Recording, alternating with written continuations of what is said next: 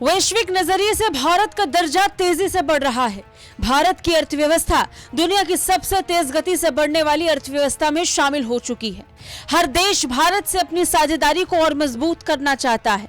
इसमें फ्रांस और संयुक्त अरब अमीरात यानी यूएई भी शामिल है, जो व्यापार से रक्षा के क्षेत्र तक भारत के साथ साझेदारी को बढ़ावा दे रहे हैं। इस बीच आपसी साझेदारी को और बढ़ाने के लिए भारत, फ्रांस और संयुक्त अरब अमीरात के बीच समुद्री साझेदारी अभ्यास का पहला संस्करण ओमान की खाड़ी में शुरू हो चुका है।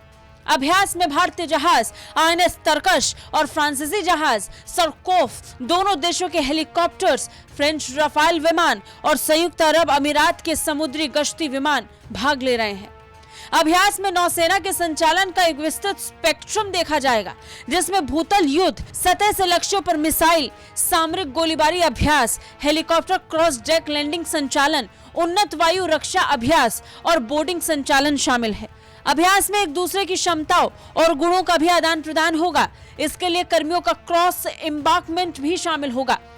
पहले अभ्यास का उद्देश्य तीनों नौसेनाओं के बीच त्रिपक्षीय सहयोग को बढ़ाना होगा। समुद्री वातावरण में पारंपरिक और गैर पारंपरिक खतरों को दूर करने के उपायों को अपनाने का मार्ग बताया जाएगा। यह अभ्यास व्यापार की सुरक्षा सुनिश्चित करने और क्षेत्र में उच्च समुद्रों का आवागमन की स्वतंत्रता सुनिश्चित करने में सहयोग को बढ़ाएगा।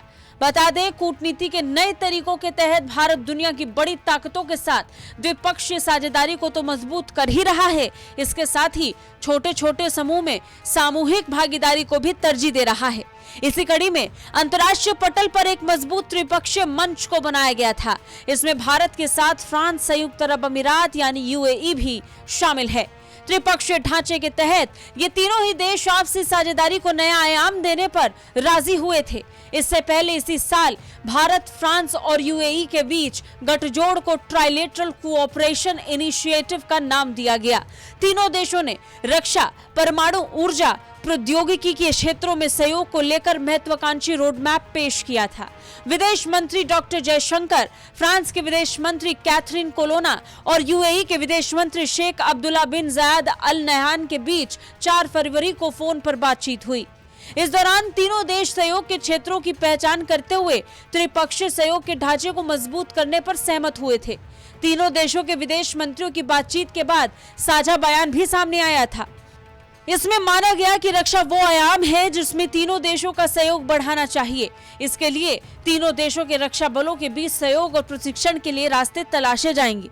अब इस बात को बहुत कम वक्त ही बीता था और तीनों देशों की नौसेनाएं संयुक्त अभ्यास के लिए एक साथ समुद्र में जुट गई। ब्यूरो रिपोर्ट, भारत तक।